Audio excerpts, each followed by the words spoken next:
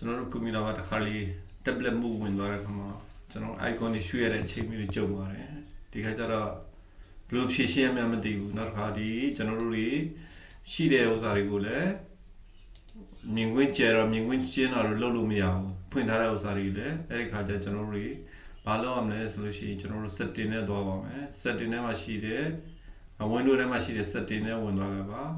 အဲ setting ပေါက်မှာ search box လေးမှာကျွန်တော် tablet ဆိုတာ tab tablet move setting ဆိုတာလေးကျွန်တော်တို့နှိပ်ပေးလိုက်မှာဖြစ်တယ်ပြီးရင်ကျွန်တော်တို့တွေအမှာ one eye sign in ဆိုတာနေရာမှာကျွန်တော်တို့တွေအောက်မှာရှိတဲ့ tablet move ဖြစ်နေတာကိုကျွန်တော်တို့အဲဘောက်လေးဖွင့်ချလိုက်မှာဖြစ်တယ်ဖွင့်ချပြီးတော့ချင်း desktop move ဆိုတာလေးကိုကျွန်တော်ပြန်ရွေးပေးရမှာဖြစ်ပါတယ် desktop move ရွေးလို့ကျွန်တော်တို့ညာဘက်ချမ်းလေးမှာကျွန်တော်တို့တွေတော့ပိတ်လိုက်ပါ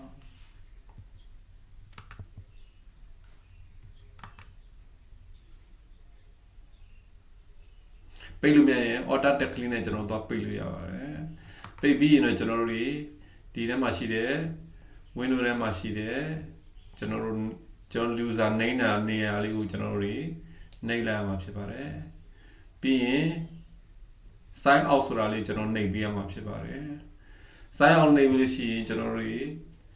အမှခဏလေးစောင့်ပေးရမှာဖြစ်ပါတယ်ဒီခုကျွန်တော် record လုပ်ထားတဲ့အတွက်ကျွန်တော် sign out ကိုနှိပ်လို့မဖြစ်ပါဘူး sign out နှိပ်လိုက်ပြီးလို့ရှိရင်